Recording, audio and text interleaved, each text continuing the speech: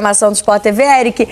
O resultado, a gente até, você falava aqui um pouquinho no nosso primeira edição do Tá Na Área, né? Que o empate talvez ficasse de bom tamanho para o Flamengo, que podia até tentar vencer em Quito e chegou a ter o controle do jogo no primeiro tempo, né? Sim, boa noite para todo mundo de novo, Camilinha, Conrado. Eu acho até que o resultado é bom, mas poderia ter sido melhor. A LDU realmente não é uma boa equipe, dos últimos anos talvez seja a pior LDU que eu tenho visto jogando Libertadores. Assim, esse jogo que a LDU fez hoje já tinha sido assim no primeiro tempo contra o Táchira, na segunda rodada. Depois, no segundo tempo, a LDU acabou chegando à vitória e tal, mas não é uma boa equipe. O Flamengo teve momentos até que poderia ter vencido o jogo, mas a última grande chance foi da LDU, né? Uma bola, cruzamento que o jogador da LDU cabeceou sozinho, quase que na pequena área.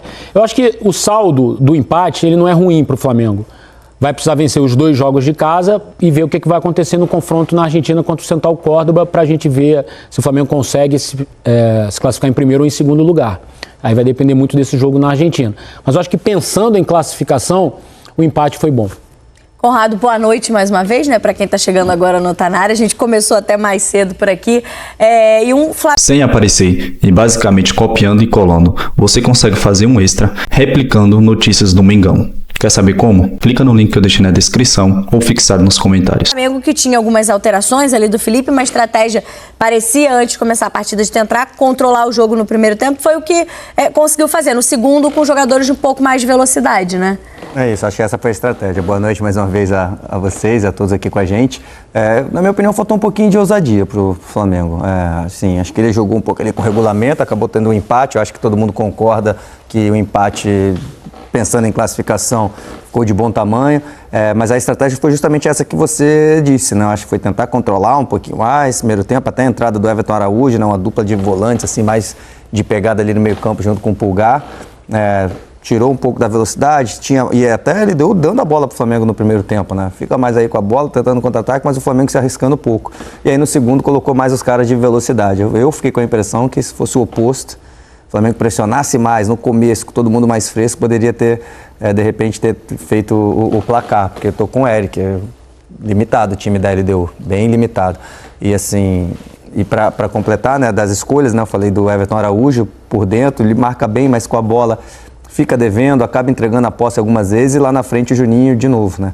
Muita saúde, muita vontade, muito físico, mas pouca técnica, né? A bola chega, domina, o domínio sempre sobra 5 metros para frente, o primeiro toque sempre é difícil ele acertar um primeiro toque e dar sequência para jogadas, né? Até aqui, pelo menos na minha opinião, assim, para você, quando você quer um cara para marcar tal, mas essa contratação teve aí o dedo do Boto e do Felipe Luiz, tecnicamente está abaixo do que o Flamengo precisa e pode, né, nesse momento, até financeiramente falando. Acho que do meio para trás o Flamengo fez um bom jogo.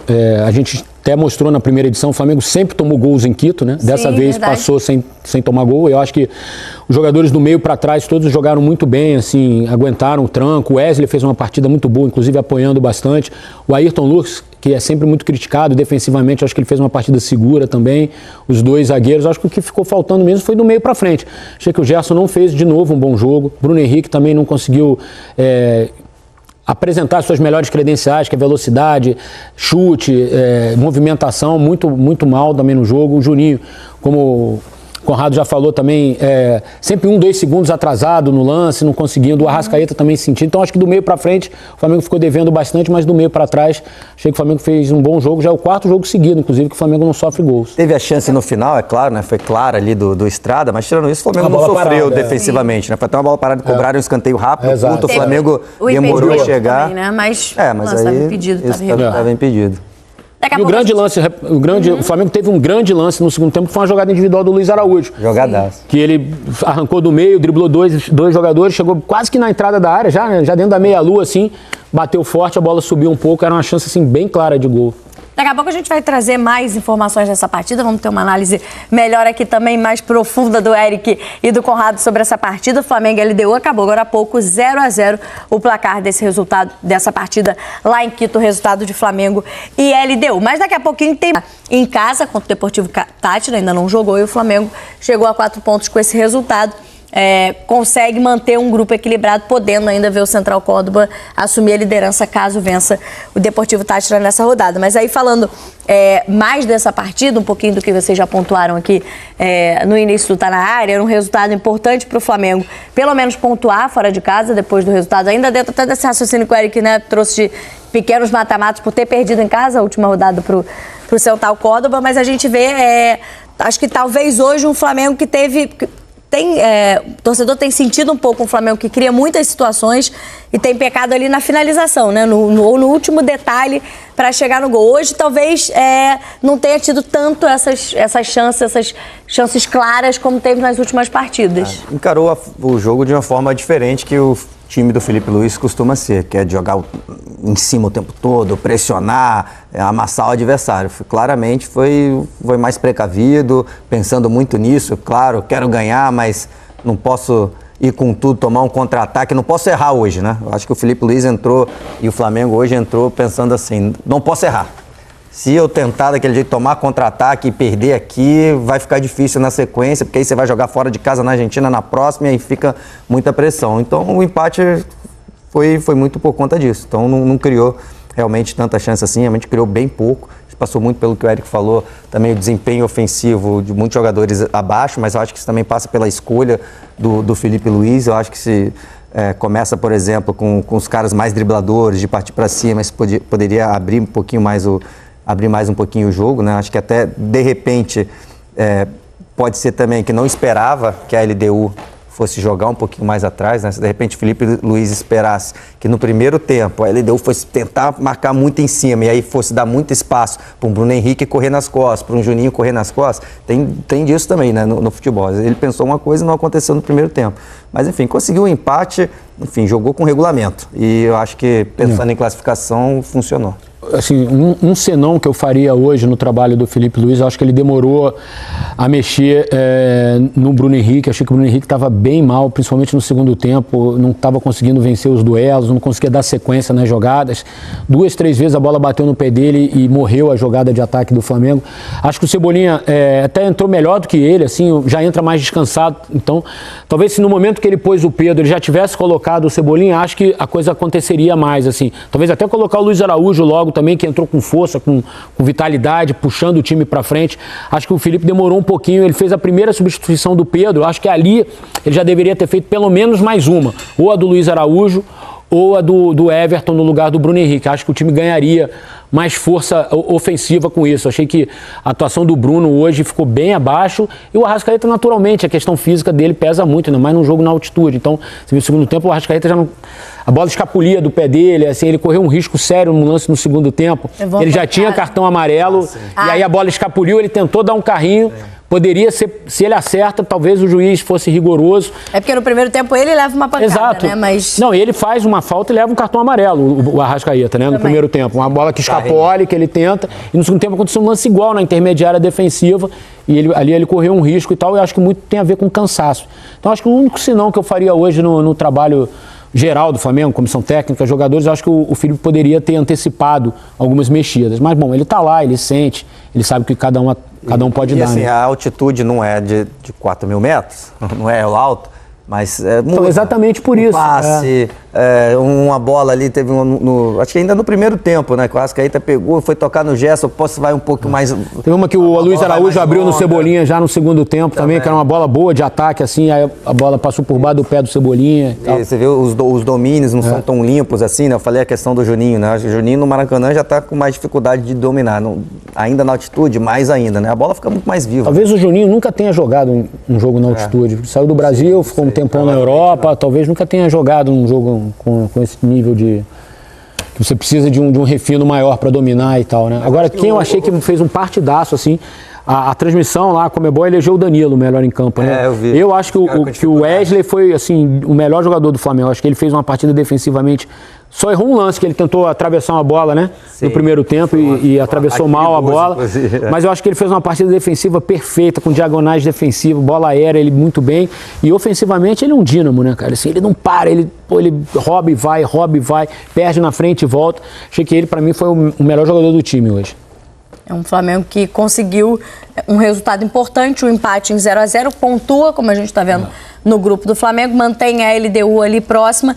E pensando principalmente, acho que o grande desafio do Felipe nesse momento, claro, de ter uma regularidade de resultados num momento importante, fase de grupos de Libertadores, mas dessa gestão de elenco dentro do calendário, que impõe, por exemplo, no domingo já um jogo importante, como contra o Corinthians pelo Campeonato Brasileiro. Na sequência, na semana que vem, terceira fase de Copa do Brasil, outro confronto, né, eliminatório, enfim, uma sequência de jogos importantes em que ele consegue. Hoje, por exemplo, o Léo Pereira não atuou, ele tirou a Arrascaeta no segundo tempo, o Pedro ainda também não jogou, né? Poucos. Também Alan e De La Cruz nem foram, né, para o Alexandre talvez possa voltar já contra o Corinthians, né? Não se sabe o nível não foi uma lesão muito séria, foi um edema e tal. Pode ser que ele consiga voltar no jogo. Fica a questão do Plata agora, né? O trabalho do Felipe Luiz, da comissão técnica, se isso vai ser o melhor para conquistar os títulos, a gente não sabe.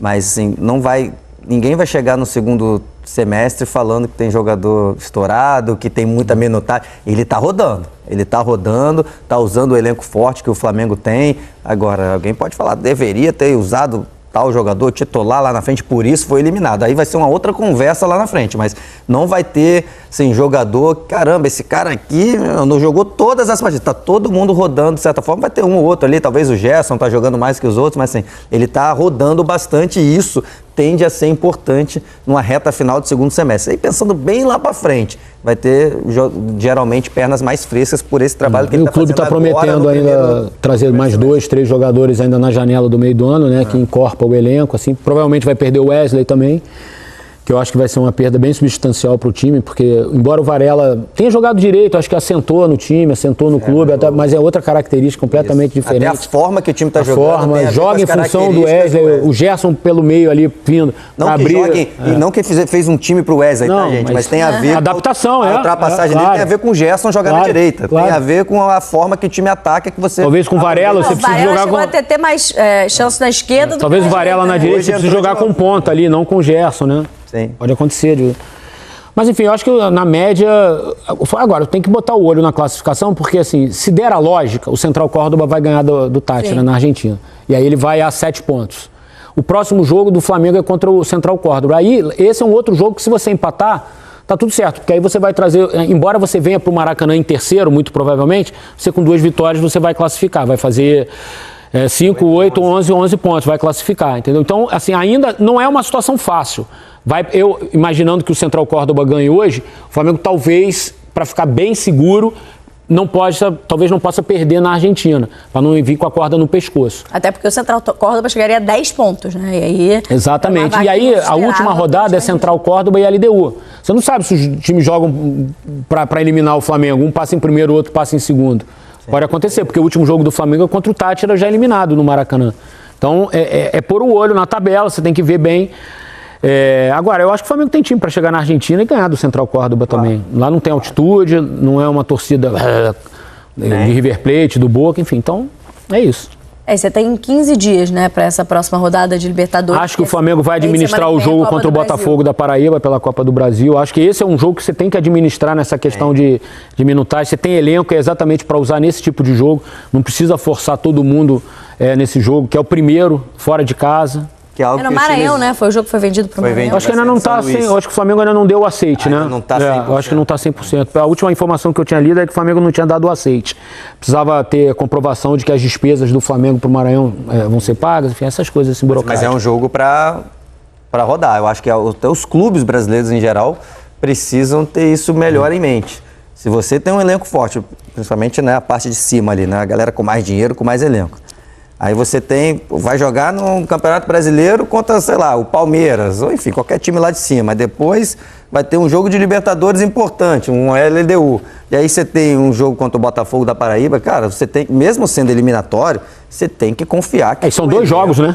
Não é só a primeira fase. Você tem que confiar que seu elenco é capaz de passar de fase, é correr o risco mesmo, mas não é risco. Na verdade, o risco maior é você estourar jogador porque você não confia no seu reserva, você está com medo do que a torcida vai falar, do que a imprensa vai te criticar, se por acaso você foi eliminado. Então acho que é algo, o Felipe, pelo menos nesse começo de carreira, tem demonstrado isso. E tomara que ele continue assim. Acho até que você pode levar os jogadores e deixa no banco, numa emergência e tal. É um jogo bom pro Pedro começar como titular e ganhar ritmo. Você tem Luiz Araújo, que não vem sendo tão aproveitado, pro Cebolinha voltar a ganhar ritmo. Você tem Alan. Tá com Pedro, Cebolinha e Luiz Araújo na Luiz frente. Araújo. Não pode ganhar esse jogo? Claro que pode. Você tem Você outros pode botar o jogadores. Varela, o Alexandre ou o Ayrton na lateral, dependendo de quem tiver nas melhores condições ali para jogar. Eu acho que esse é o jogo para você administrar nessa maratona. A sequência do Flamengo é o Corinthians, nesse domingo, jogando em casa, no Maracanã.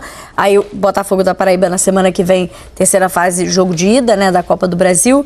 No outro domingo, jogo contra o Cruzeiro, fora de Em casa, BH. no Mineirão. E depois já é a Argentina. E aí já é o Esse é o jogo que você pode administrar. Esse é o jogo que você pode administrar. Acho que, na verdade, Conrado e Camila, eu acho que todos os times da Série A, com exceção de Palmeiras e Ceará, que se enfrentam na Copa do Brasil, eu acho que quase todos vão dar uma administrada nessa rodada. Ficou bem assim, dá pra você fazer isso. É o único confronto de Série A, né, que você tem. Exato. Dois clubes Palmeiras da e Série A, Ceará. Palmeiras e E acho até que o Abel vai administrar também. O Abel é um cara que já fez isso. Inclusive Exato. em Libertadores, às vezes, quando ele pega um grupo mais fraco, ele vai o jogo em La Paz contra o Bolívar.